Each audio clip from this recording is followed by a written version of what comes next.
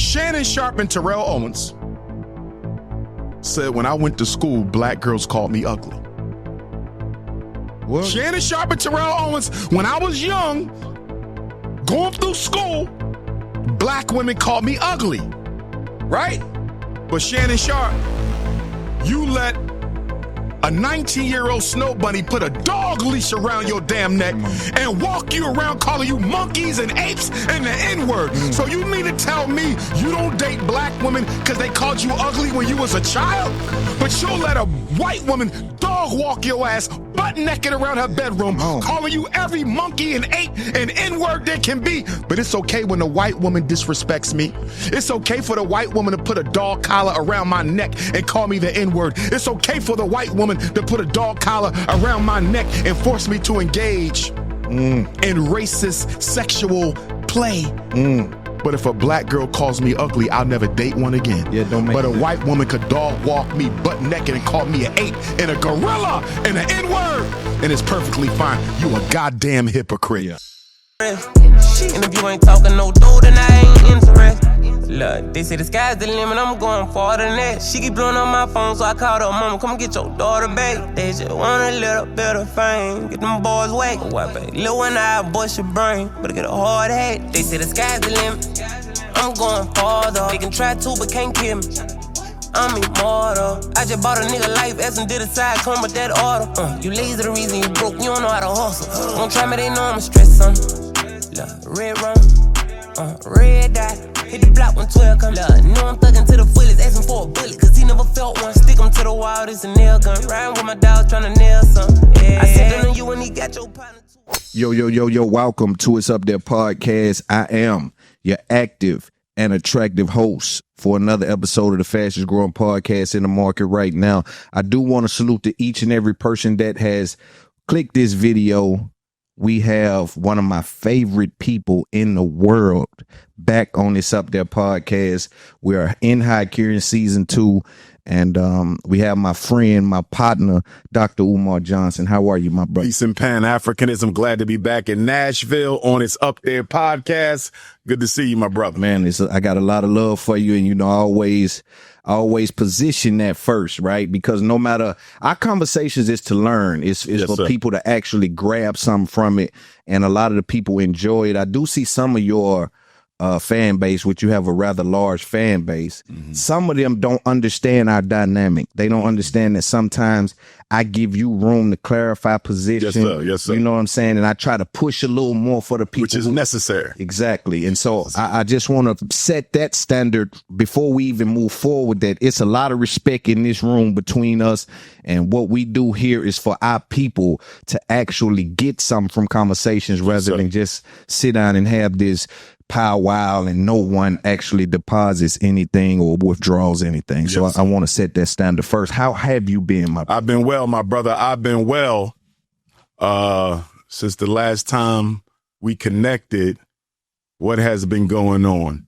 Well, with regard to Frederick Douglass Marcus Garvey, brother, we down to the doors and the floors. That's it. Once we get that done, we'll be applying for our certificate of occupancy. By the doors, what I mean by that is when we took over the building, we got everything rekeyed, but I didn't get the classrooms rekeyed. Okay. So I'm working with a black locksmith. He got to rekey every class. You know, give me 3 copies, master key, custodian key. I'm waiting on him now. Okay. So once he gives me an estimate of what this is going to cost, the doors. The other thing is the floors. So there's 16 rooms in the school. There's more than 16, but we have 16 that we got to either tile or carpet. Okay. Because we had 12 of them that had rugs in them. We had to take them out because, you know, they was old and funky while the building sat, right? So it's concrete. You got to cover that up. So we got about 12 that got to be covered. The other 4, I want them to match the other rooms. So it's going to be 16.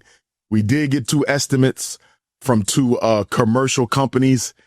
Pretty expensive. You know what I mean? They want about 60 G's to do them 16 floors. And I'm like, ouch. So I'm trying to see if I can work with some of my brothers. And as you know, we haven't had the best of luck with our brothers, but miraculously, coincidentally, one of the brothers out of Chester, PA, contractor, he reached out. He does business in Delaware. He said, let me come see the floors. I might be able to beat the price. So when I get back to Philly, hopefully, if he can beat that price, we on. Because to be honest with you, Loon, we've been done for about a year. When we painted the school last year, the only thing that needed to be done was the floors. Okay. But the paint wasn't perfect.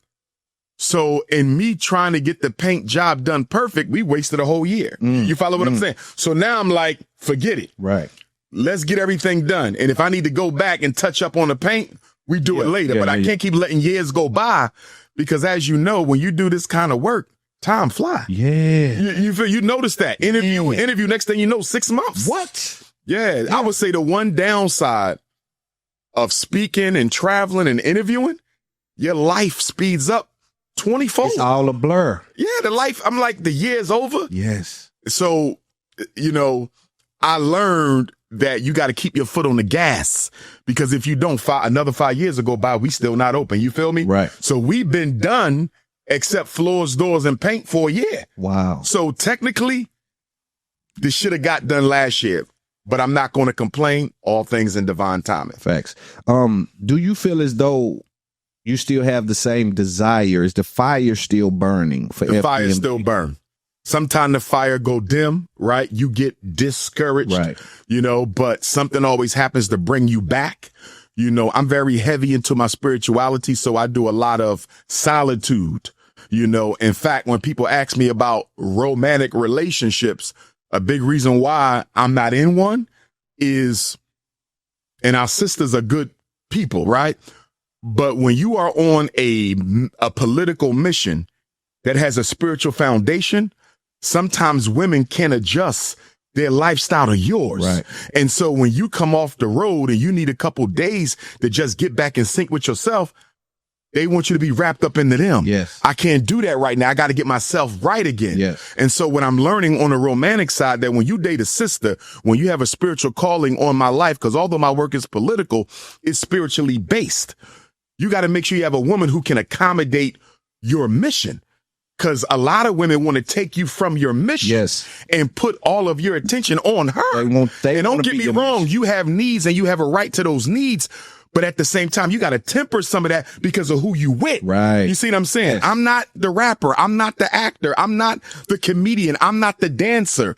I'm not the entertainer. I'm an activist. You're forgetting that. Yes. You know what I mean? And so sometimes women can drain you even more. Exactly. And it becomes more of a detriment to the cause than an addition to the And mission. that's why the Honorable Marcus Garvey said, as much as I loved my wife, being married was a detriment to my work. Exactly. Because you got to constantly appease the queen. Yes. And understanding she got needs. But this is about the race. Yes. This is about the people. Yes. And if I got to constantly keep debating with you, pleading with you, explaining to you, then you clearly don't respect my mission. Right. And as I listen to a lot of, spiritual work and read a lot of spiritual work, they talk about how you got to make sure you equally yoked, because that partner, that relationship, even though she don't mean no harm, but that relationship will drain you of your purpose. Right.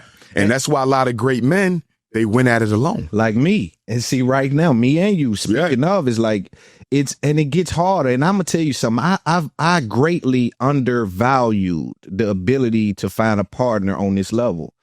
Before I got to this level, I would have assured you that, what easy peasy, beautiful cover girls, this shit. Like, man, we getting money, we successful, we reading, we up early, we taking care of the children, it's business being took care of. But as you get further and further, you say, oh, this is deeper than just a bed mate. It's a soulmate. It's deeper than that. And so, man, I definitely understand that. Let me ask you this. How long have you been on the road chasing this thing? Woo! I'm going to say I've always been into activism since elementary school. Black Student Union president, graduated Garvey movement, UNIA Philly. But the activism been there throughout life. But if you say on the national and international level, that would be since 2010. That would be with the Chicago interview, September 18th, 2010, and the Harlem lecture, October 30th, 2010, And about 48 hours after the Harlem lecture, bro, my phone started ringing and it ain't stopped in 15 years. I remember that. What's up, Loon and Verse? It's your boy Big Loon. And the G5 just rolled in and we're clear for takeoff. You're locked in to season 2 of It's Up There podcast, the most prolific conversation engine in the culture. But here's the part of that blows my mind.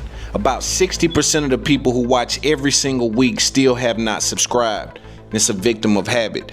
Let's fix that right now. Hit like, smash subscribe, ring the bell, and share this live to let them know that It's Up There podcast is back outside. And someone out there needs to know how to get in first class and have peak perspective. But you know, new season means new everything. Fresh guests, brand new debates, exclusive merch, dedicated call-in line, and conversation so elevated, you better buckle that seatbelt up. Now, if you really want to get out of the economy and into the cockpit, then the gate just changed. We're boarding on patreon.com. It's Up There podcast. Inside that paywall, what do you get? You get live shows every week. We debate in real time. We bring up people with different opinions in real time and have these tough conversations. We have these prolific, potent conversations every single week. I also give voicemail access for you to leave a voicemail and we'll answer it on air anytime that we're doing a solo podcast. But here's the good part. Everyone on patreon.com gets a chance to know who our upcoming guests are. We do what's called a getting prepared for the guest segment, in which we would take ideas and conversations with the community and kind of hash out some of the angles or points that we want to make in some of the interviews. And I think that's a great addition for people who want to just be closer than the comment section. Now, you get behind the scenes, you get strategy sessions, you get discounts. This is the tightest community in the game. We literally have Call of Duty tournaments. We have Rainbow Six tournaments, Madden tournaments, college tournaments.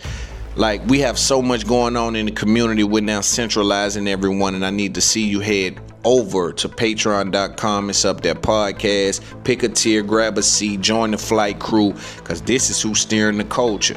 And remember, season 2 is already in the sky. So like, subscribe, share, pull up the Patreon, drop a voicemail, and just remember, we don't just aim high. We live up there. It's Up There podcast. Enjoy the show. Let's get it. What, for people who don't know, again, this grind and, you know, what you've been doing, what receipts does that leave on a man's body, right? Just moving that long, doing this mission, on this goal. And you got to constantly taking information to be updated because you are a voice to our people. Yes. What receipts does that leave on a man's body? I would say the biggest cost is in the spiritual weight you got to carry. The biggest cost is in the lack of time you have to invest in the relationships you have. Not romantic, but just family. Yes. Social, you know, community. Yes. You're not there the way you want to be there. Right. You know, and again, I look at some of our great ancestors. Of course, Brother Malcolm, we just celebrated his 100th on Monday. You know, how many days ago? 4 days ago, Malcolm turned 100, May 19th, 1925. Okay. And then next month, God willing, I'll be going to the Democratic Republic of the Congo for the first time to celebrate the 100th birthday of Patrice Lumumba, who was the first democratically elected prime minister of Congo. And as you know, President Dwight D. Eisenhower of the U.S. government ordered his assassination, and they cut his body up into little teeny pieces like a cake, bro, and dissolved him in acid. The only thing that remained was a tooth that his family just got back after more than 50 years. What? Yes, sir. When was this? This was, he was assassinated January 17th, 1961. Whoa. And it took out Malcolm in fact, Malcolm often spoke of Lumumba, and I believe Malcolm's black glasses, the what we want to call them, the patented Malcolm X glasses, those were actually Patrice Lumumba glasses. Not that pair. Right. But Malcolm wore the same glasses. Yes. Yes. And I think he got it from him. I've never heard him say that. Right. But he wore the same glasses as Lumumba. That's like a nod. And he kind of was the Patrice Lumumba of Black America. Right. We're going to get into some of the iHeart stuff too, because they reached to Candace, and for some reason, we'll get to that in a second. But so on your journey, you basically have to bury your relationships to keep the fire burning for the mission. I wouldn't say bury, but I would say you are not able to, I guess the best language to use is invest in them the way that you want. So they're still there. Right. And when you have your free time, that's when you double down on that time. Right. But the bottom line is when you do this kind of a work, when you're serving the people, your universe, your satellites, they have to also appreciate your mission. Otherwise, you become a hindrance to them. In other words, if you don't appreciate the mission, then it's best that we really don't seek to keep this relationship going as strong as it is, because you're going to see me as nothing more than a hindrance. Same thing romantically, because you don't appreciate what I'm doing. Yes. See, if a woman appreciates what you're doing, she can wait. But outside of you, right? So she can appreciate what I do when it pertains to her. You have to now appreciate what I do when it pertains to the mission. Absolutely. Yes. I know he's serving my people. Yes. So however long it takes, I'll be here. Ooh. I'll give you someone who I thought embodied this perfectly. And all the wives were great. The Anna Douglas, the Amy Garveys, the Betty Shabazz, the Coretta Scott. But you know who I felt really embodied the activist leader wife? Who? Winnie Mandela. When Nelson met Winnie, rest in paradise to both of them, when he tried to explain to her, she like, already got this. I know what this is about. I'm with you. I was ready for this. You understand? Yes. Because she was about it too. Yes. And when he got locked up, she kept the movement going. Right. Most activists, you get locked up, mission dies with you. Oh, she ain't, you feel me? Yes. She was only there because you was popular. Right. Which has been a big problem I've run into. I want to ask you that. How do you shift through the women? You can tell. You can tell if the women are there for the mission. How? Energy. You could just tell the way they speak, the way they talk about your work. The best way to find out is to listen to the jokes. The things they say inadvertently. Oh, you off running to serve the people again. You know, anything sarcastic that lets me know you don't value what I do. Yeah. And that's not good, because if you and I ever got together, if we produce the child out of it, if I go to jail, if my life is taken prematurely, God forbid, you will not raise my baby in this. And when you look at most children of most of our leaders, not all of them, because you got some of Malcolm's daughters pushing, you got some of King's children, right? Right. But overall, if you look at the children of the revolutionaries, most of them did not stay with their father's work. Do you feel me? Yes. Great. And some of that is due to the fact that the mothers became disenchanted over the fact that they saw how their husbands gave their life to the people, and the people did nothing for their family after they died. Ooh. Think about that. Think about that. That hurt though. Think about that. That's Malcolm hurtful. died, right? Betty struggled. You see? Now, King's children may have had it a little better because you had the Southern Christian Leadership Conference. I'm sure they looked out Andrew Young and others, right? Yeah. So Coretta probably had a little bit more, but it was still hard on them because they saw firsthand, my husband gave his life. Goodness. And y'all ain't even reciprocate at all to his children. Do you worry about that? Worry? I'm going to say no. Is it a given? And I'm going to tell you why. Because it's a given. You done already seen it. You see what I'm saying? Right. So you done already seen it. And that's why I tell people, and as I observe activists, I'm always telling them, Brother Loon, I'm like, listen, everybody who come to me talking about they want to do some work for the community, I got to study their political character, not their personal. Yeah. I'll never know that. Yeah. Political. And if I see you more in this for attention, if I see you more in this about the hustle, if I see you more in this about anything that's serving the people, I know you're not genuine. Right. Because in this is sacrifice. Exactly. You do not benefit of the from highest extent. Of the highest extent. The only love, but it is the greatest love. Yes. Is the love of the people. Right. There's nothing like going through the airport and 30 Africans run up to you and the white people looking like, who the f is he? Right. They looking like, is he? Yeah. Who is this guy? Yeah. You know what I mean? Yeah, and I love, and I love, because, you know, they think they got to know everything. They come over. Who are you? I feel like I should know you. Right. Listen to that though. I feel, why do you feel you need to know me? Right. And then I say, I'm just a psychologist. Then they still like, okay, but first of all, they shocked because they thought you was going to say rapper or athlete. But even when you say psychologist, they're like, well, psychologist doesn't make sense. That reaction, psychologist. You see what I'm saying? Yeah. And I just kind of leave it like that because you never know who you dealing with. Right. Like the stewardess will ask you, I don't like to give them too much unless they black. Right. Because you might put some shit in my drink. You see what I'm saying? Yeah. And I'm glad you militant in that way. Yeah, you got to keep your head on the swivel. What I've always appreciated about you, whether you were getting millions of views or not, you've always understood the seriousness of your banter, of your rhetoric, of what your position is, of your mission. And I think that's very important to see a black man militant. I was telling him earlier before you got here, I said, Umar is probably one of the only ones. And there's a lot of strong black men in the space. But you will not fold. No.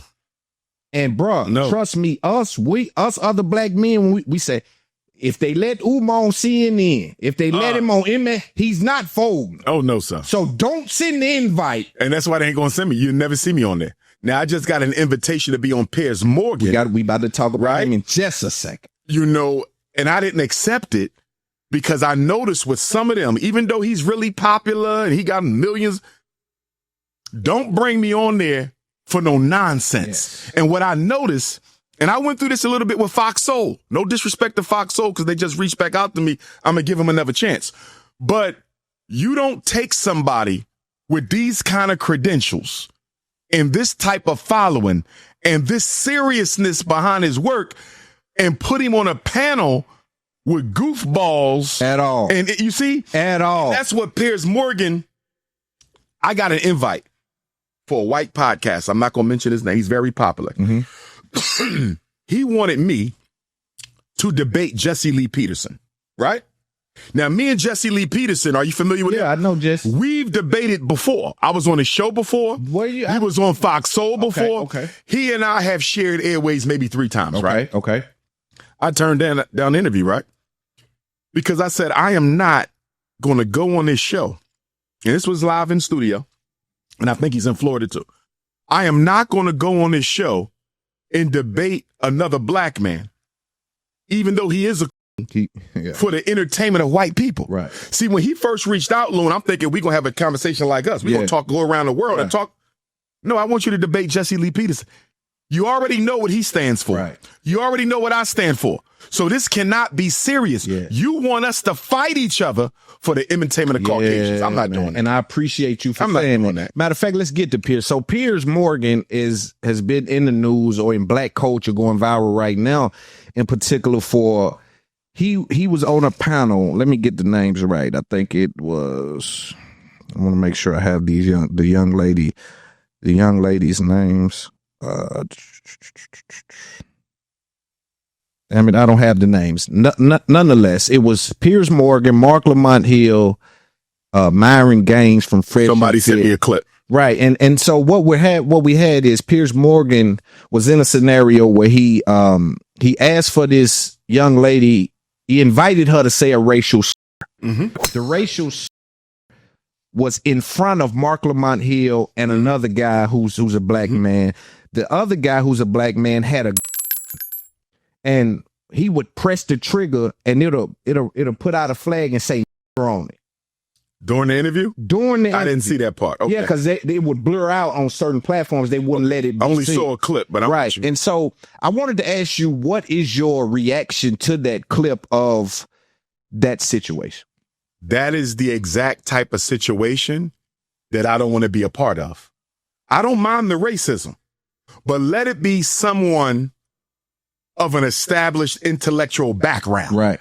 But for you to just grab idiots and buffoons off social media because they have an opinion and ask me to converse with them, I feel like you're belittling my work. Yes. And you're belittling my And that's what it was. The young lady was just a social media girl who says, I like to say nigger. And no expertise in anything. No community activism. No type of corporation that she's established. You know, no type of political resume. Just a nobody. My thing is, at least let it be someone who people listen to. Right. You know what I mean? Right. And listen to for serious opinion, right, not just shock value. And that's what they'll do. They'll try to mix our with they bullshit and trash. Yes, I'm not doing that. And when he reached out to me, Brother Loon, If memory serves me correctly, it was a week or two before that interview.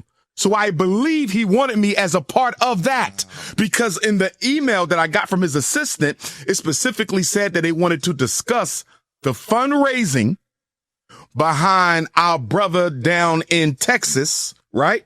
The young brother who defended his life, okay, and is now facing charges, and hopefully he will be victorious. We're going to pray. Carmelo, right? Carmelo Anthony. They wanted to discuss the fundraising between Carmelo Anthony and the Shiloh Hendricks, I believe is her name. Yes. And I'm looking at this request, and I'm saying, of all the things we can discuss, we want to talk about GoFundMe?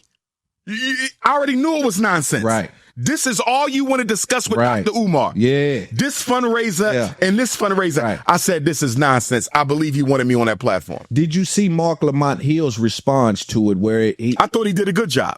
Okay. I thought he did a good job. He's receiving some backlash because he, this is what I say, this difference between. What did he say? And then because I didn't see the whole thing. This is what he said. So he says, Piers Morgan invites the young lady to say the N-word. Go ahead and say it. Go ahead and say it. Did she say it? No, Mark Lamont jumps in. Okay. I do not want you to tell her to say the N-word in front of me because I'm the only one up here that's going to be offended. Da-da-da-da. He was on the right track. Then he uttered, Piers, I know you don't mean any harm. And then that's when a lot of people were taken back, because why would you give him any out in that moment? He clearly is inviting this discourse. Why is he, as the white man who's facilitating the conversation, and also, even if he was there quiet, I would say he holds some responsibility because he engineered the conversation. Exactly. But the fact that he was the one to say, go ahead, say it, and then for you to let him off the hook. Yeah, for you to let him off the hook. Now, Mark Lamont Hill responds to this and says, I only done that because I didn't want them to cut out the part where I where I told him, do not allow her to say that. So it's like a strategic bag down. I don't respect those. Right? Okay. Like in that setting. Now, if we're talking war and, other settings, great. But he received some backlash for basically letting Piers Morgan off the hook in that moment. To that, what do you say? Okay. I don't want to speak on that directly because I didn't see it. I'm going to give Dr. Mark Lamont Hill the benefit of the doubt. Okay. Do you want to see it? Because we can show you the clip. I don't mind. I can take a look at it. Let's take a look at it. It could have just been human error. I'm hoping, if that's the only thing that took place, it could have just been human error. I'm hoping it wasn't as egregious as what I saw the other day when President Donald Trump had a meet and greet interview with the president of South Africa. I don't know if you caught that. South Africans, some of whom are his good friends, like those who are here. When we have talks between us around a quiet table, it will take President Trump to listen to them. I'm not going to be repeating what I've been saying. I would say if there was Afrikaner farmer genocide, I can bet you these three gentlemen would not be here, including my Minister of Agriculture. But, Mr. President, I must say that Trump. we have, wait. We have thousands of stories talking about it. Sure. And we have documentaries, we have news stories, and that. Is Natalie here, somebody here to turn that? I could show you a couple of things, and it has to be responded to. Go ahead, talk about that. Please, may we have a South African His name is Peter something. He's a terrible If they're reporter. committing genocide, why invite Quiet. them to the White House? Quiet. I'll be quiet. Quiet. Sure, that's my question now. Let's go. Thank you so much. President Trump, Annika Larson from ENCA in South Africa. Thank you very much Thank for you very hosting much, us. Dave. What would you like President Ramaphosa to do about the situation I that don't we've just know. seen on the screen? I don't know. Look, these are articles over the last few days. Death of people. Death. Horrible death. Death. I don't know. But you know that To there pick are young anyone, people who are white dying South already. Africans are fleeing because of the violence and racist laws. And this is all I mean, I'll give these to you. No, I'd like So to- when you say, what would I like to do? I don't know what to do. Look at this. White South African couple say that they were attacked violently. President Trump, when will you go and see for yourself if it is? Well, I could do that. Look, here's burial sites all over the place. These are all white farmers that are being buried. President Trump. And he asks about a jet that was given. You ought to be ashamed of yourself. You know, you are so bad. You're such a bad reporter. If they're committing genocide, why invite them? So if they are committing genocide, why invite the South Africans? So why not? May I have permission, please, President Trump? Mr. President This Trump, is one after another. This family was wiped out. I'm just looking. Can we get a President report from Ramaphosa, President can you give us your Ramaphosa? reaction to those videos, Mr. President? President Yes, I Trump, want would to you- react. Well, I think the videos are so. More than white No. When you look at the videos, I mean, how does it get worse? And these are people that are officials, and they're saying that kill the white farmer and take their land. That's what it is. And I have other friends in South Africa. I have people that left. One in particular that says you can't go there. He said they want to take your land. They take your land and they kill you. It's okay, and they say it's okay to do. Now we're going to talk about it. We're going to. But this is a tremendous look. This is story recent. Yeah. These are all people that recently got killed. Yeah. And I don't know how it can get any worse. These are, President Trump, and you know, the men that you saw, the people that you saw in that movie, those are officials. Those are people that were in office. They had one march. They had a dance in your parliament, whatever you may call it, legislature. But let and me it was clarify that. terrible. Yeah. Let me please. clarify that, because what you saw, the speeches that were being made, one, that is not government policy. We have a multi-party democracy in South Africa that allows people to express themselves, political parties to adhere to various policies, and in many cases, or in some cases, those policies do not go along with government policy. Our government policy is completely against what he was saying, even in the parliament. And they're a small minority party, which is allowed to exist in terms of our constitution. But you do allow them to take land. No. You do allow them to take land. Nobody can And then take when land. they take the land, they kill the white farmer. And when they kill the white farmer, nothing happens to them. No, there is Nothing happens to There them. is criminality in our country. People who do get killed, unfortunately through criminal activity, are not only white people. Majority of them are black people. And we have now The been farmers are utilized. black. The farmers are not black. We I don't now- say that's good or bad, but the farmers are not black. And the people that are being killed. But I was very disappointed in the way that President Ramaphosa of South Africa conducted himself with President Trump.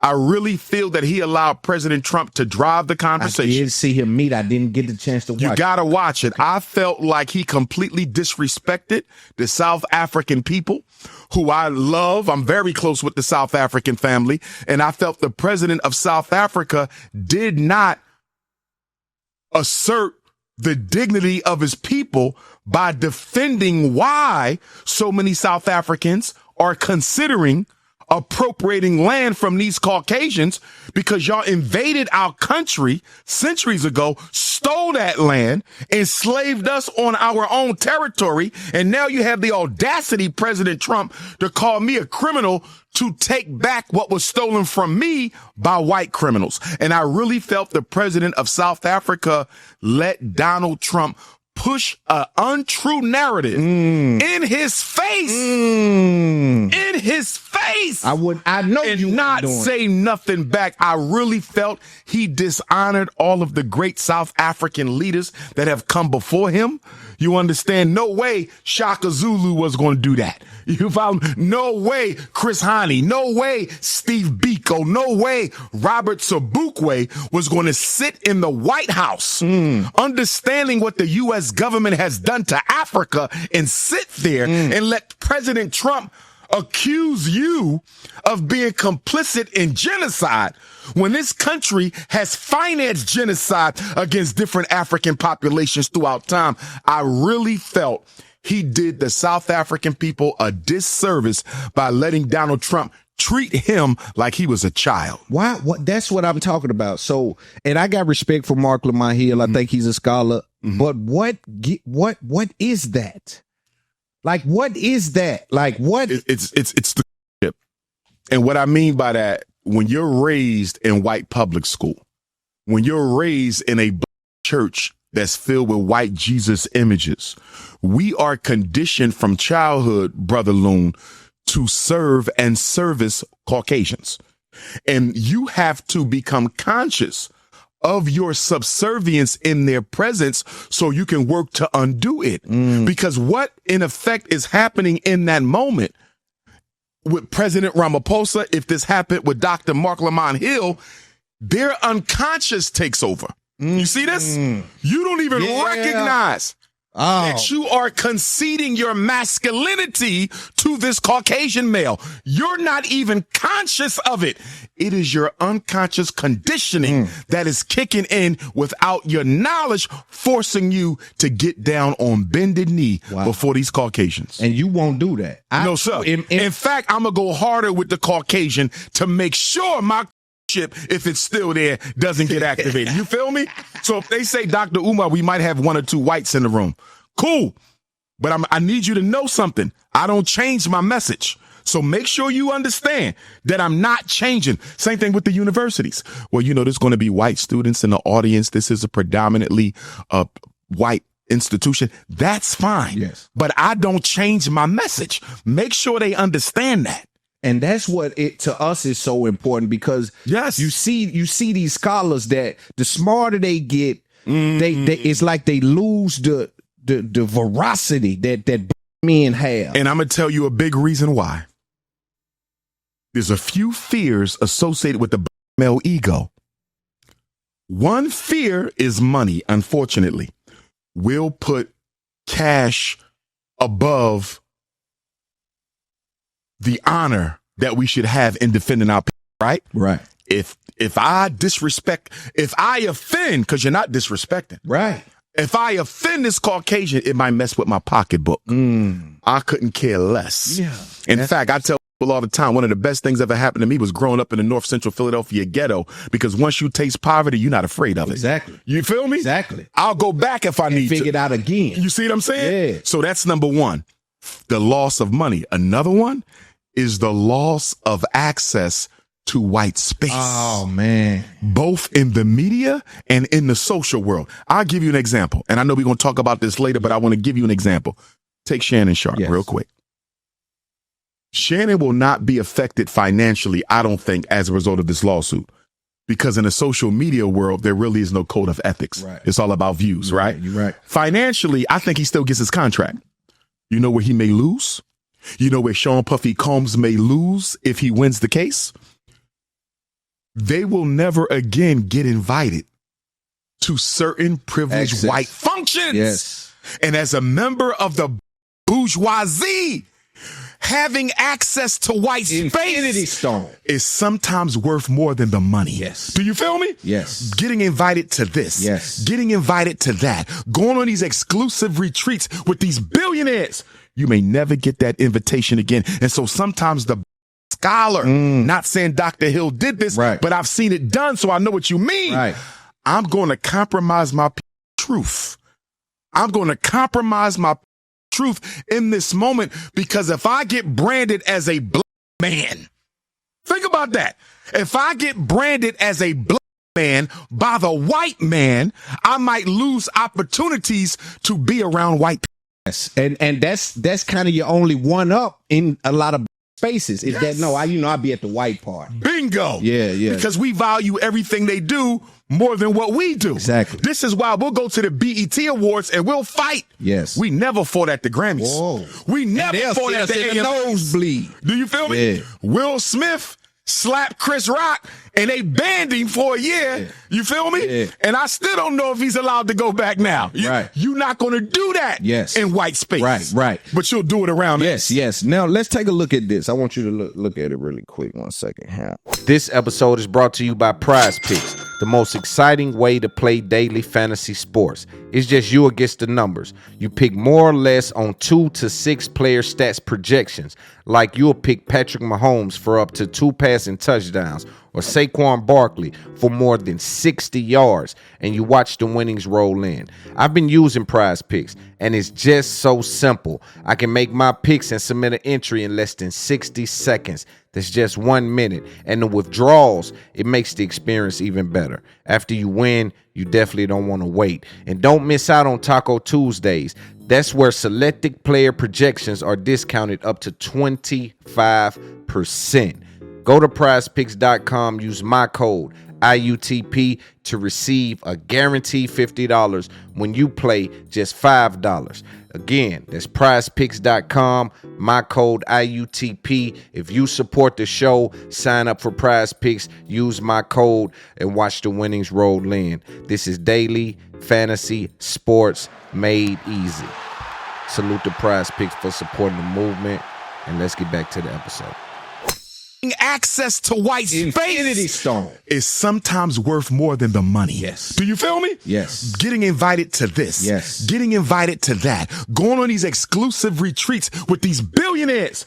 You may never get that invitation again. And so sometimes the scholar, not saying Dr. Hill did this, Right. but I've seen it done, so I know what you mean. Right. I'm going to compromise my truth. I'm going to compromise my truth in this moment, because if I get branded as a black man, think about that. If I get branded as a black man by the white man, I might lose opportunities to be around white people. Yes. And that's kind of your only one up in a lot of spaces. Is that I'll be at the white part. Bingo. Yeah. Because we value everything they do more than what we do. Exactly. This is why we'll go to the BET Awards and we'll fight. Yes. We never fought at the Grammys. Whoa. We never fought at the AMAs. nosebleed. Do you feel me? Yeah. Will Smith slapped Chris Rock and they banned him for a year. Yeah. You feel me? Yeah. And I still don't know if he's allowed to go back now. Right. You're not going to do that Yes. in white space. Right. But you'll do it around Yes. Now let's take a look at this. I want you to look at it really quick. 1 second. Huh? I want you to invite this woman to say a harmful term in front of me, because I'm the only on here. So if she says it, I'm the victim of it. So please don't invite her for ratings to call me the N-word, because that's basically what it's going to be. There's a bunch of white people here, you and one Uncle Tom on the left here, and asking her to say the N-word while I'm here is ridiculous. You would not sit here with a Jewish person and say, please use a Jewish in front of this Jewish. It's ridiculous. I understand you don't have any bad intent, Piers. I understand what you're trying to do, but we already know she's racist, and I don't want to invite a harm to me. I hear you, and I accept that, and we'll leave it there. Thank you all very much. Now, I didn't hear him say what you said, though. Okay, 1 second. Maybe that's not the... Okay, it might be another speak, because I appreciate what Dr. Hill said there. He stood his ground. Okay, here we go. Oh no, that's not it. Hold on. He's definitely said it. But yeah, man, this is and he addressed it. He actually addressed the fact that it blew up online, that like, yo, okay, you say, why would you say? We're labeled a So it must have been in the other one. You may just missed it. So what's happening is it's not a standalone statement, and that's why people felt like it was a slip in just to appease the man. Okay, yeah, no, I understand what you're saying. Yeah, so it was when he would say, "Don't you just say the N-word?" I know you don't mean no. It was that. Right. It wasn't just standalone. In other words, you should have checked him for even inviting her to say it, but he did say, don't have her say that. Right. But what you're saying is he also said, I know you don't mean no harm. Yes. So I'm not holding you accountable for the fact that you actually invited her to say it. And that line actually blew up, and he responded to it. And he said, again, it was a strategic move on his part. But I don't compromise my integrity. You can't. For a strategic move for the white folks. You know what I'm saying? I hope. And so he responded to it. So, but we'll move on from that. Okay. Let me ask you this, because I know that Joe Budden podcast is somewhere where you go, you do a lot of views at. I'm of the belief, and a lot of my fans are of the belief, that we were very instrumental in them actually pulling the trigger on Umar. Of course, they knew Umar for a long time after our Deion Sanders debate. I think there was just they say, oh no, we beat Umar. And of course, when you went up there, one of the first conversations was, hey, we saw you debate about Umar. I'm sorry, about Dion. Okay. And, you know, so I take pride in being influential in that way, in the market, just opening what people think is available to do with Umar, right? It ain't just, cause for me, I feel as though our dynamic kind of changes the way that deal with you, right? Yeah. In regards to Umar is an intellectual. He invites this. He invites, make me clarify, make me stand on it. Cause I'm gonna tell you why it makes sense. Yes, sir. You know, and I believe in those moments you shine so bright that even in your 25th hour, it still brings in more new people. When you get in Oh, absolutely. Yeah, absolutely. yeah. So absolutely. Are you prepared to go and do the 20v1 on Joe Budden's podcast at this point? I didn't know he was interested in the 20v1.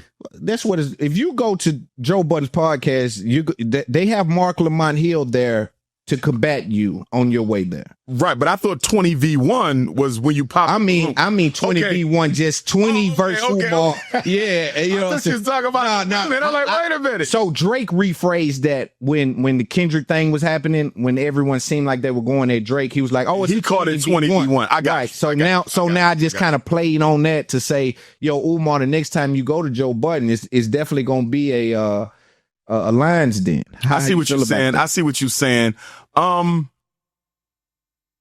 I'm always ready. You know, sometimes because of things I might say or do that I don't agree with, that I take as slights, I might not necessarily agree to have those present sometimes, right? So I have to look at who the team is. And I'm like, okay, let's do it. Yeah. But I'm like, you know what? He kind of did something I ain't appreciate. Right. Then I might exclude a particular individual. I've done that in the past. Right. Because my thing is, when I come to the platform, I'm going to raise it in whoever you have there. Yes. And I don't want to help expand the brand of anyone who would ever seek to try to undercut or undermine me in any way, shape, or form. Do you feel like you're above the undermining, even though you see it, right? It's almost like I scold despite the foul. Do you? I'm cool with the political undermining. In other words, me and Loon about to have a conversation about something, and I know he fundamentally disagrees with me on this point. I'm good because we keeping it political. Exactly. But if somebody said, well, you know, Loon had to say this about you when you wasn't, then I'm like, you just cut me in the back. Yes. Can't do it now. You see what I'm saying? It's It's one thing if it's a political disagreement. It's something else when you're actually trying to make me look bad off camera or trying to put some of my business out in the street that shouldn't be there. Yeah. Then it becomes. Now, do you think that, like, let's just say you do go 6-1 Umar, you probably are going to be the one standing on, you know, you have your beliefs and you don't fold. This is why we love you. You know what I'm saying? So I think they can kind of anticipate certain things that you're going to stand on and kind of develop a strategy or a I can see that. Right. That's kind of common though across platforms. But I'll say this though, at the Joe Budden podcast, even though they stood on their squares, I also felt they was very respectful of my positions though. Like even though we went at it, even me and Ish on the Snow Bunny thing, we went at it. But at the end of the day, it felt like all love in there. Like when I left, I didn't feel that there was any animosity with anyone. When I left out, I said, you know what, that was all right. You know what I mean? We went at it, but it was still love in it. Do you know the value you brought to Joe? Listen. The value you brought to, because see, Joe. I mean, he was already doing well, though. Yeah, but this is a different game. See, this is what I'm saying. This is no longer about points, right? It's like they put points up. He's running a game I'm running, which is a subscription model game. Okay. If you notice, your interview never came out for a long time on YouTube. Word is, in the industry, behind the scenes, that it was upwards of 10s, 20 of thousands of new subscriptions. Okay. Which is it's a substantial amount of money, right? And so that value you bring, that dynamic you bring, is always so valuable, and I just want you to know that, which I know you know. But again, the debate style thing they done with you came from what we had just done with Dion, right? It was like, it was more so because people don't want to disrespect you, right? They think that but I know you want us. So we can have these conversations like you say and disagree on something, move to the next subject, agree on that subject, agree on the next one, disagree on that one. And I know you invite the discourse. But yeah, man, you brought a lot of value to that platform, and I just wanted to know, moving forward, how you felt about going on there. I didn't mind. I'm looking forward to the return. Okay, great. They all right with me. Yeah, I really enjoyed it. It was a good conversation. Great. Now, Piers Morgan, is that off the tape? It depends on what he wants to talk about and who he want to talk about it with. In other words, if that would have been me on that panel, I would have kind of felt like it was a waste of my time. You follow me? Because that other brother who was up there from Fresh and Fit, yes, they invited me to their platform. I don't know if they still together anymore. Yeah, they still together. Okay, yes. But they invited me about a year or two, and I didn't go. And the reason I didn't go is right before I received their invitation, somebody sent me a clip of a black woman, young sister, who was on a panel, and they got into a disagreement or an argument. I don't know. Was it a fist fight? Yeah, they put their hands on that girl. Yeah. Physically removed her. So when I saw that, I couldn't. It's one thing to say, I don't want to date black women. Yeah. Completely disrespectful for a black man to say, but I might still tolerate you. Right. But if you go to the point where you are absolutely berating and disrespecting a sister on your platform, even going so far as to allegedly put hands on her, I can't give you my energy. Right. Because I know when I interview with you, everybody who follows Dr. Umar wants to see it. Right. This week alone, I've gotten at least a dozen texts from supporters who saying, Dr. Umar, I done watched everything on YouTube. When your next interview? Yeah. Probably my biggest constituency base amongst my supporters might be the long haul truck drivers, bro. Yes. You feel me? Yeah. I hear from the long haul. They say, Doc, you take me from Florida to California, right? So they'll text me and be like, yo, where the next interview at? Yes. I done watched these 20 times. I need some new Dr. Umar. So to your point, I do know that my supporters are waiting for the next interview. You know what I mean? So my thing is, I got to be conscious of that. I'll give it to you. I probably turned down at least a dozen podcasts. Yeah. Because I felt that you have made it crystal clear that you don't respect black people if they're Caucasians, right? Andrew Schultz. He wanted me. Somebody sent me a clip where him with Shannon Sharpe. I don't want to get it wrong. I don't want to misspeak about the man, but I think it was a conversation he had with him and Shannon Sharpe or somebody where he kind of said something disrespectful about black women. I forget what it was, but I do remember in the moment, I said that was a bit too far. I can't go on that platform. Right. If you didn't, you and Schultz have always had this funny relationship because I don't know him, right? But because my time on the Breakfast Club, because him and Charlemagne have a podcast together, right? Yeah, they're and free. so Charlemagne was the first one to say, he wants you on there. Yeah. And I said, okay, but he got to pay, right? So then finally, when they came to me and say, okay, we'll pay, I'm like, all right, I might do this. And then I see the clip with him and Shannon, or maybe with somebody on his show. Right. I forget where it was, but he said something disrespectful about black women. Yeah. And I said, because what he said, in my opinion, cut too low. If you cut too low, I'm not bringing you my listening audience. Yes. I'm not saying you need it. Yeah. You're already doing fine. Yeah. But you're not going to have the benefit of mine too, and you disrespecting my community. And both things together is what makes the explosion, right? You need heat and cold to make a tornado. Caitlin Clark and Angel Reese. Yeah. So when those mashups are way more powerful than just, we're doing another episode this week. No, right. Umar and Andrew Schultz would be a moment. Oh. Yeah, it's like that's a moment. And he knows at first, right, he said they didn't pay their guests. I said, you really think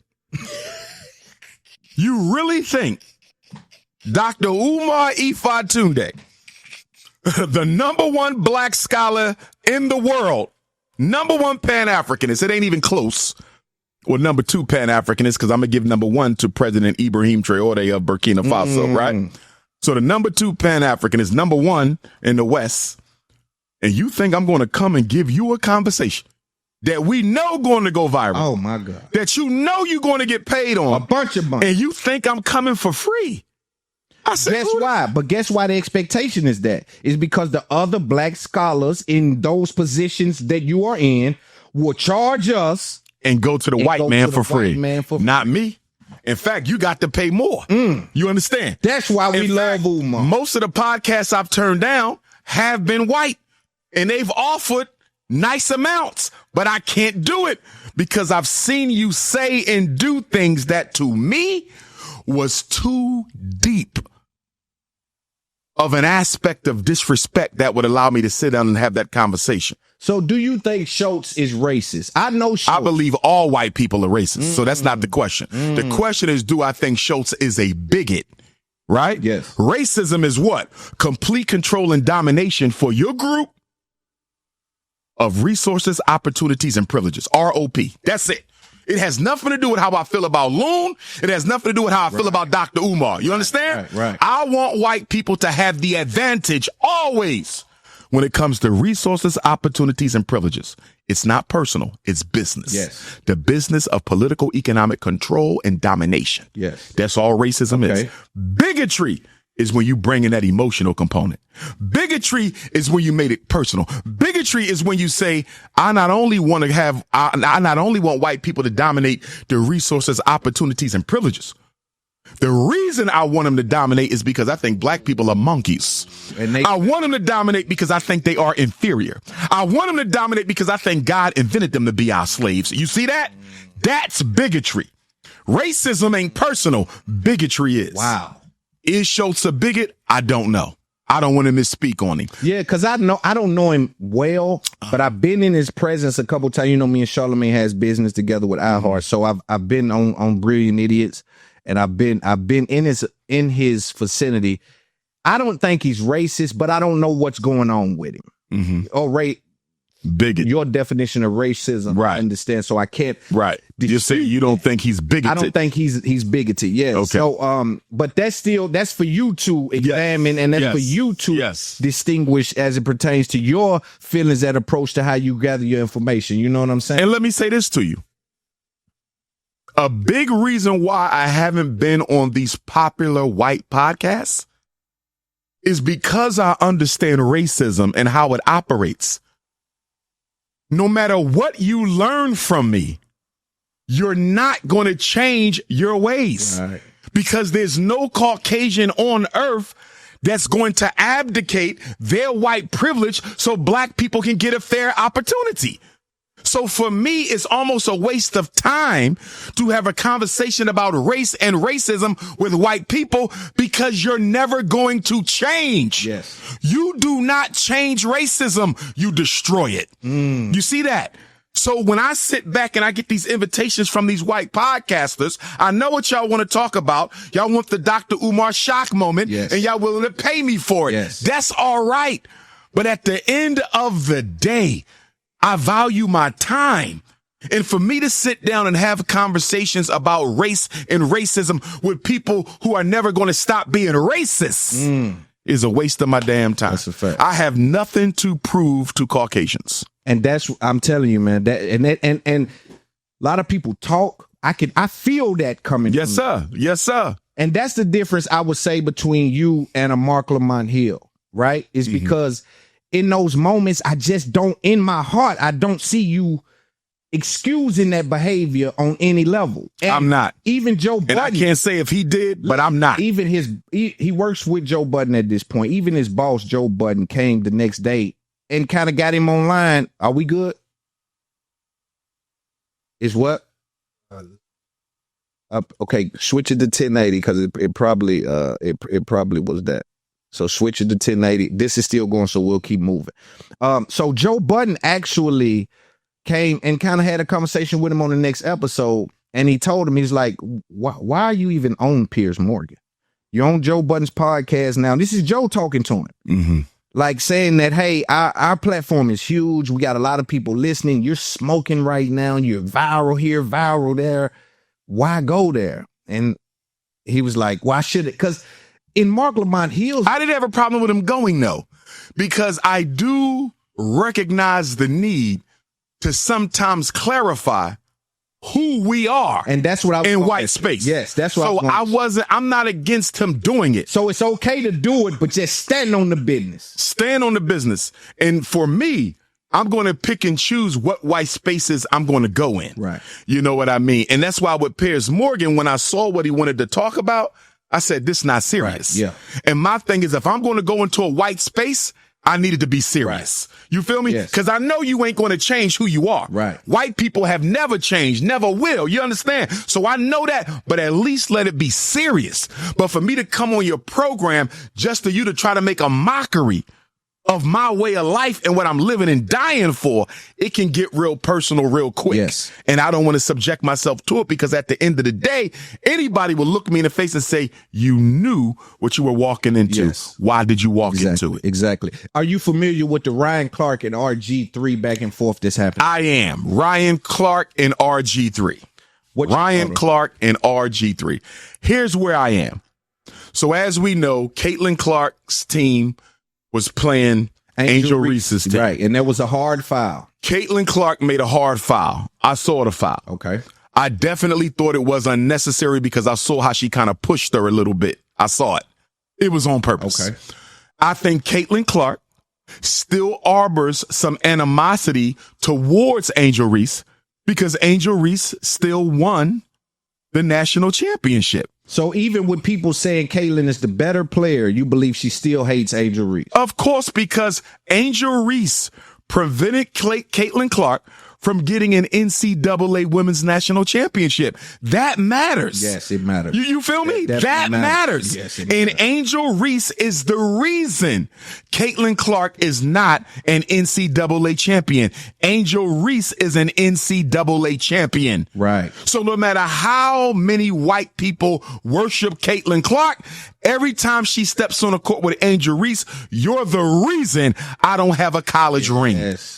Because listen, we don't know if she's guaranteed to ever get a WNBA championship. Yes. You feel me? And as that gap, or what people perceive to be a gap in talent, gets larger and larger from Caitlin and Angel, it can become more offensive and more offensive. Especially if Angel Reese ends up winning a WNBA championship.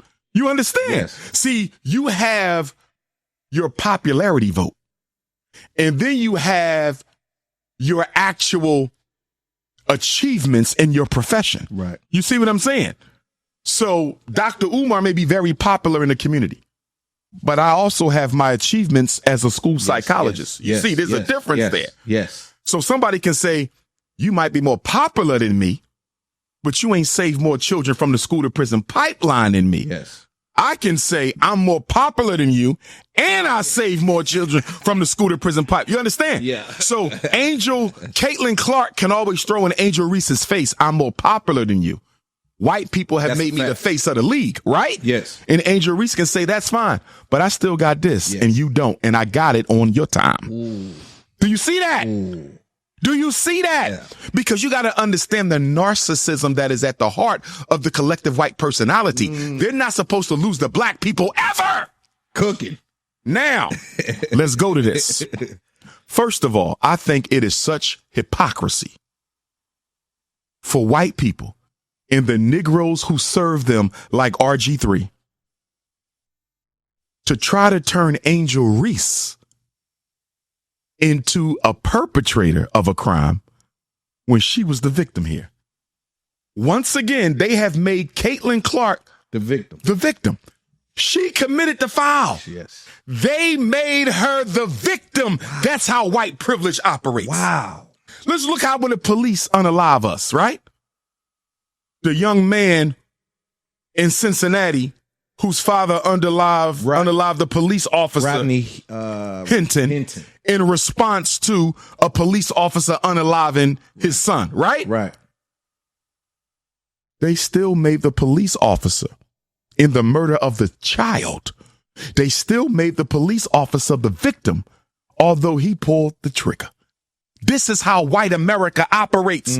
Even when black people are victimized, you're somehow responsible for it. They made Angel Reese responsible for the hard foul by Caitlin Clark. Now let's get to RG3 and Ryan Clark. RG3 does a podcast a couple of days ago. And with his white wife in the background, sitting there like a slave master supervising her slave on a plantation. With his wife in the background, RG3 proceeds to insult, denigrate, incriminate, and insult and belittle Angel Reese. He mocked her using stereotypical, exaggerated black ghetto behavioral demonstration. Yes. Talked about how she hates Angel Reese. He said, Angel Reese hates Caitlin Clark. He said, blatantly, Angel Reese hates Caitlin Clark. And I know this. Excuse me, RG3. Angel Reese hates Caitlin Clark? How do you know this? I'm a psychologist and I can't read nobody's mind. I tell people all the time, I'm not a psychic. I'm a psychologist. Difference. I can't read your mind. I can analyze what comes out of it, but I can't read it. RG3 became a psychic in front of his snow bunny, telling the world that I can read Angel Reese's mind. First of all, even if you were a psychic, you done been around snow bunnies too long for you to even understand black women. First of all, he was already married to a snow bunny. Right. That's what Ryan said. Yeah. Got a divorce. Yeah. Second was one. cheating on the first snow bunny with the current snow bunny. So you went from snow bunny to snow bunny. And then you got the audacity to try to belittle a black woman to make your white wife feel better about herself. You don't ever, no black man should ever insult or criticize, even honestly, a black woman in the presence of a white woman. Yes. Because guess what? If Angel Reese was white, he would have never said any of that. Right. If Angel Reese was white, RG3 would have never said none of that. So Ryan Clark spoke the truth. Yes. Ryan Clark said, listen, you don't have conversations about what black women go through. You've dedicated your life to not one, but two snow bunnies. I'm going to call him RG2. I'll call him RG3 when he get divorced and get a third snow bunny. So he's RG2. Two snow bunnies, RG2, right? Yeah. And then you got her in the background showing the world how proud I am to be married to this white woman. See that? First of all, you know my position. Yeah. Black men who date and marry white women wish they were white themselves. Let's just keep it a buck. You're talking about a group of people who have historically and systemically devalued, dehumanized, and destroyed African life and culture, and you want to marry one of them. To marry a Caucasian is to play for their team and fight for their army. To marry a Caucasian is to play for their team and fight for their army. And then RG3, like a coward, he comes back at Ryan Clark and he says, you hit below the belt when you brought my family in this. Loon. He didn't bring his family in it. Right. He said you married two white women. Just say your decisions. Your decision. Informed. He talked about your decision. By something. Yeah. Who don't know you got two snow bunnies? Ryan Clark ain't talking about your wife. He didn't say one bad thing about your wife. He said nothing bad about your beautiful children. He said you chose to marry two white women. But look at the double standard and the hypocrisy. You just disrespected a 23-year-old girl, Angel Reese. You talked about her like a dog. Right. Told her she hates this little white girl. Yeah. Disrespected her, insulted her, mocked her. This is what you did, RG3. And because he reminded you that you go home to a white woman, he's wrong. Look at this. Ryan Clark is wrong for reminding me I married two white women. But I'm not wrong for disrespecting Angel Reese on the internet. Do you think that him saying you went too far bringing my family in is him signaling to ESPN? Of course, because he said ESPN. He said this is not a good look for ESPN. See, he said, y'all see me, master, standing up for white folks now. He is a house Negro. And don't get me wrong. Back when he played for the the Redskins, I believe it was, Mike Shanahan, I believe, unfairly cut RG3's career short when he made him go out there and play while he was injured. I don't know if you remember that. I think he was not fully recovered, right? Because he was a damn good quarterback. Yeah, he was. Could have been one of the best. Mike Shanahan made RG3 get out there and play before he was fully healed, and that stopped him from fully becoming what he should have been. I think it was wrong. So the brother's career was cut short by racism. Right. Because they would have never done that to a white quarterback. Why would he not say, I'm not going out till I'm healed? Like the white man can make you go out knowing that you're not healed.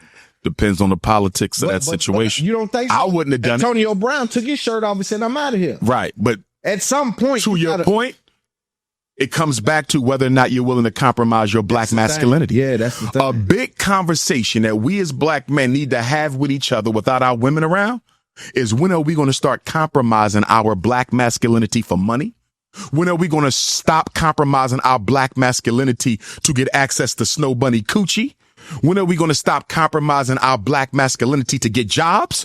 When are we going to stop compromising our black masculinity to access privileged white spaces? You feel me? Right. Because black men, unlike any other men in this country, and I understand why, because we're more under attack, we compromise our masculinity too much.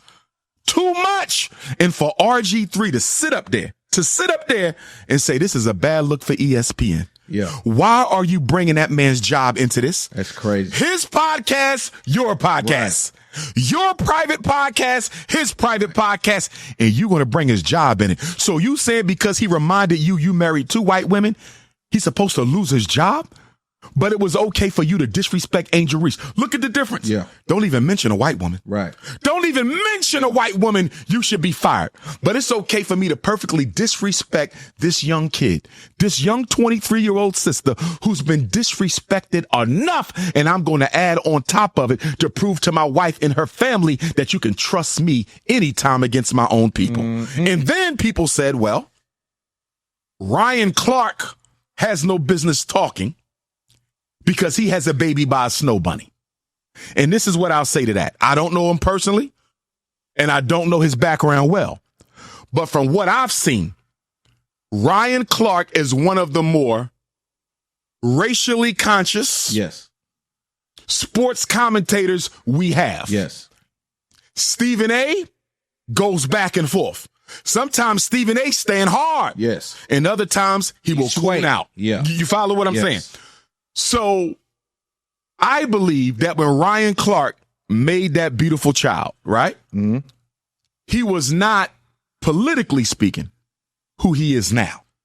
I believe he had to evolve. Yes. And as I've said before, and I don't know if you and I had this conversation, but as I've said before, if a black man commits an offense against the race, such as bunny hopping, but you learn from it, and you self-correct, and you promise to never go back that way, right?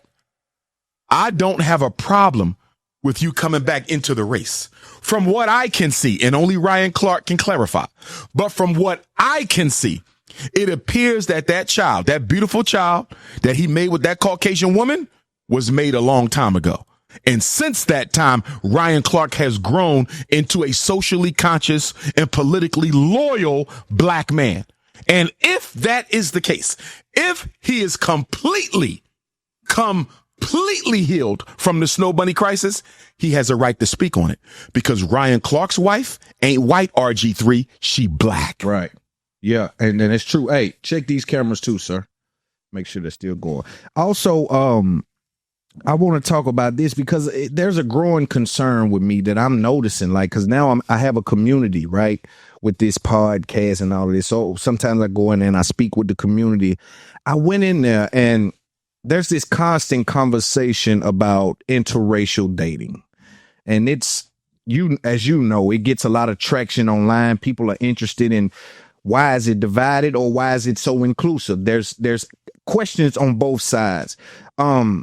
But I want to speaking about RG3 and black men loving white women or choosing to marry and have children and procreate with white women.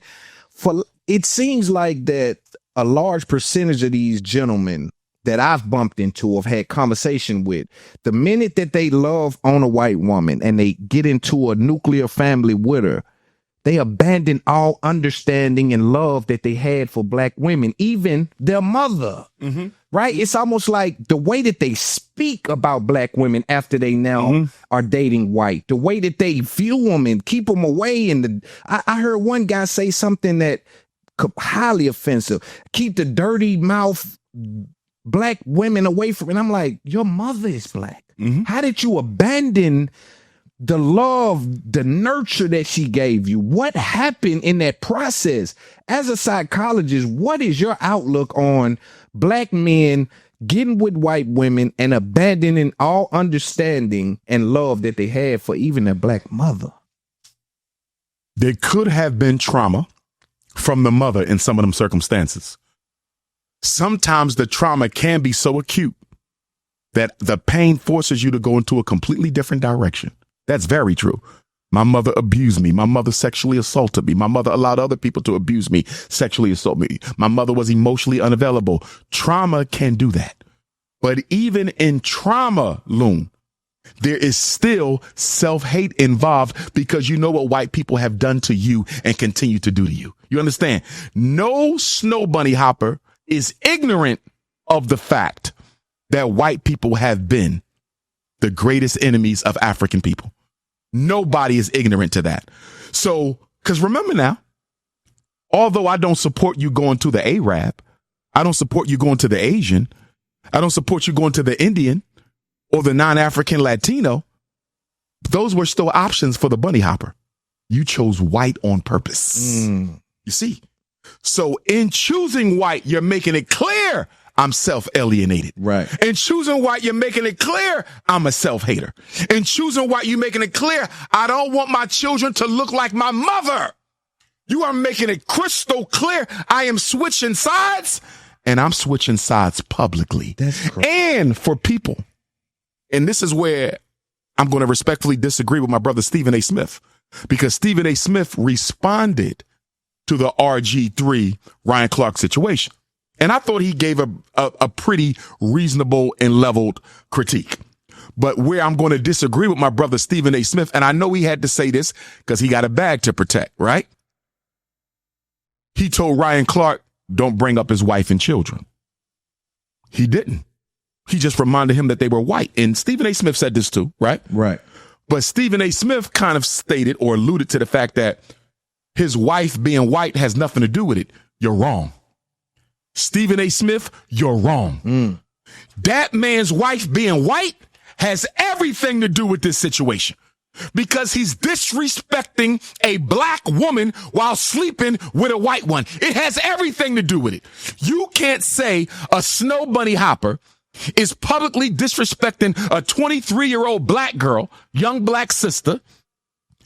It has nothing to do with the fact that he's married two white women. Right. It has everything to do with the fact that he married two white women. Right. And Ryan Clark has a right to speak on it because he's a recovered bunny hopper, no longer participating. Do you think that what was his logic behind why it's irrelevant? Personally, I just think he was protecting his job. Okay, yeah. Because you got to remember something with our celebrities and entertainers, and I respect Stephen A. because, like I said, sometimes Stephen go hard. Right. Sometimes he coons out, but he's better than most. Right. He's better than most. Yeah. Some don't even touch it. Right. Stephen A. Smith will at least touch it. So I got to give the brother some respect. In the white world, and for you to survive in it, you have to assume a racially ambiguous attitude towards all political issues. It's a tightrope. Right. You understand? It's a tightrope. And the reason why people are trying to call for Ryan Clark's job, and I do want to support Stephen A. Smith in standing up for Ryan Clark.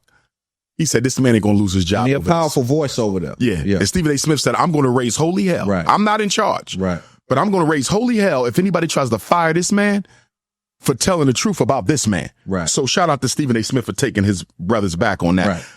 Okay. But because you have to act politically naive, in order to be a successful black entertainer, that includes sports, you have to assume a political naivete in the face of obvious injustice. Think about that, Loon. You sitting on a you sitting on the panel on TV, and the police just unalive somebody. RG3 just disrespected your little sister Angel Reese with his slave master, handler, overseer, slave driver in the back, cheering him on with the whip. Loon, she had a whip, whipping him, tear it down. But guess what? You have to act like him having a white wife has nothing to do with this. You have to assume this posture of political naivete. Yeah. You have to commit historical amnesia every time you go to work, Loon. Think about that. Every time I go to work, I got to act like I don't know what my people been through. Because if I show the slightest political integrity or cultural loyalty, I can lose my job. Here we go, y'all. You cooking. See, this is why LeBron James stood with Israel against Palestine, but did nothing when that brother was shot dozens of times in Akron, Ohio. Jalen Walker got hit with almost 100 bullets by the white police, and all LeBron James said is, I gotta pray. But when Israel invaded Palestine and started unaliving all those people over there, you stood with Israel. Because as a black entertainer, if you want to be successful in white space, you have to commit historical suicide. Ooh. That boy is cooking today, you got. So back to... Now, see, here's the thing, though, real quick. Go ahead. Now that the white man knows Ryan Clark is not only politically conscious, they're not upset about you being politically conscious. Stephen A. Smith is politically conscious, but Ryan Clark is loyal as well. Yeah, the loyalty what get it. It's the loyalty. Ryan Clark's comments made it clear, I'm a black man first. Yeah, because the loyalty informs your decision making. Yes. So now the white man is like, damn, he's politically conscious like Stephen A., but he's more loyal to black people. So he'll move on. He'll move on it. So now Ryan Clark, he's not going to lose his job. But once again, there will be certain opportunities he may not get now because the power structure knows you stand with the Negroes in the field, not the ones in the house. Yeah. And so also getting back to the community, when I went in there and they was talking about, the dirty mouth, or just like you say, some of the historical overreaches that they use as it pertains to black women.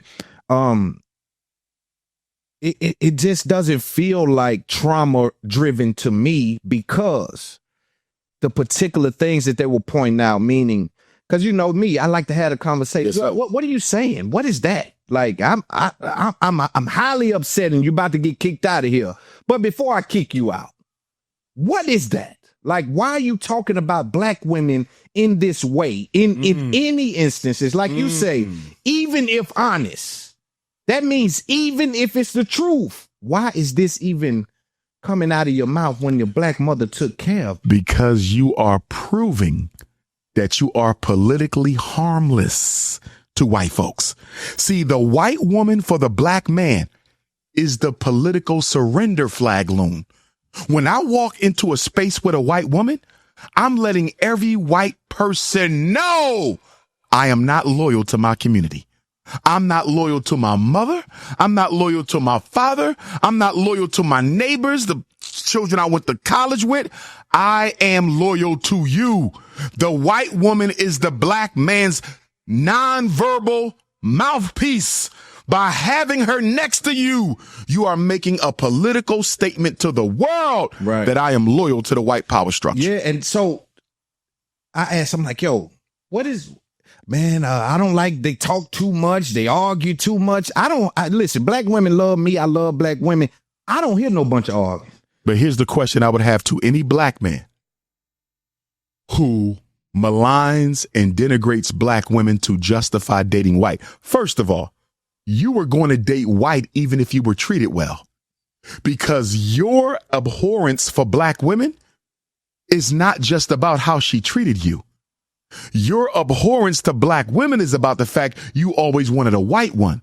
You're just using her as the excuse for why you are there. Right. We've all been mistreated before by women. Period. But I never abandoned them. Right. You understand? Yes. You wanted white women anyway. Yes. You're just using black women as the excuse. And this is how I explain it. Who has mistreated the black man more? The black woman or the white man? There is no black man in America who can say, I've been mistreated more by black women than white men. You a damn lie. Right. Who locked you up? Right. Who miseducated? Right. Who fired you? Who won't give you a job? You understand? Yes. Most of the black man's problems in America were caused by the white man, not the black woman. Why you don't have the same smoke for him? Yeah, and Why you don't have the same smoke for America that you have for the black woman? If it's purely about how you've been treated, you should be way more angry at white men than black women. That's a whole fact. It's because you love white people. And having sex with that white woman is the way you try to psychologically prove to yourself that you're equal to her white man. Right. And the scapegoat is... Look, Shannon Sharpe and Terrell Owens said, when I went to school, black girls called me ugly. What? Shannon Sharpe and Terrell Owens, when I was young, going through school, black women called me ugly, right? But Shannon Sharpe, you let a 19-year-old snow bunny put a dog leash around your damn neck and walk you around calling you monkeys and apes and the N-word. So you mean to tell me you don't date black women because they called you ugly when you was a child? But you'll let a white woman dog walk your ass butt naked around her bedroom, calling you every monkey and ape and N-word there can be. But it's okay when the white woman disrespects me. It's okay for the white woman to put a dog collar around my neck and call me the N-word. It's okay for the white woman to put a dog collar around my neck and force me to engage in racist sexual play. But if a black girl calls me ugly, I'll never date one again. Yeah, don't make But a sense. white woman could dog walk me butt naked and call me an ape and a gorilla and an N-word.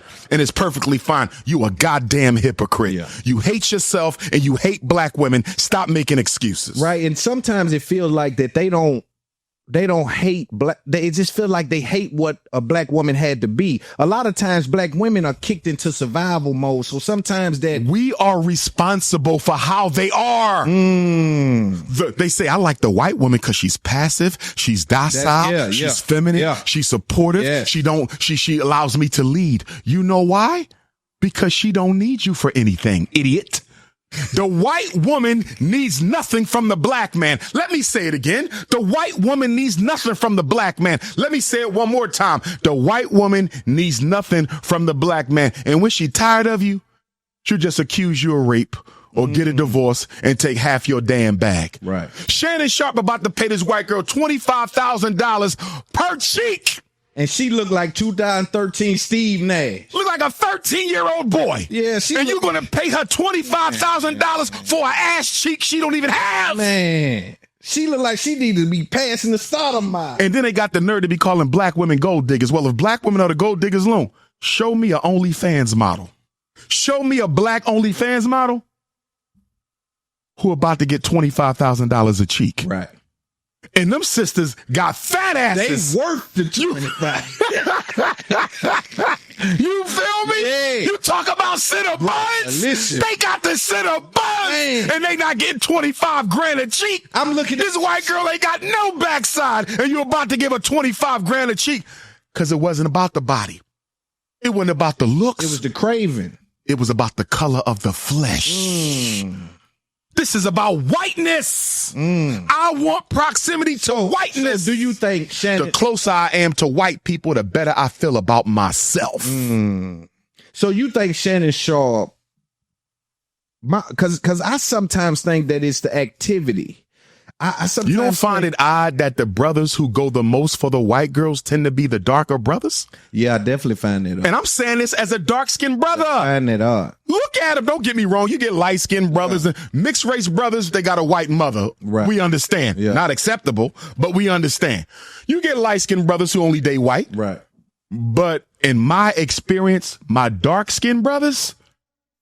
they go crazy over Snow Bunny vagina. Yeah.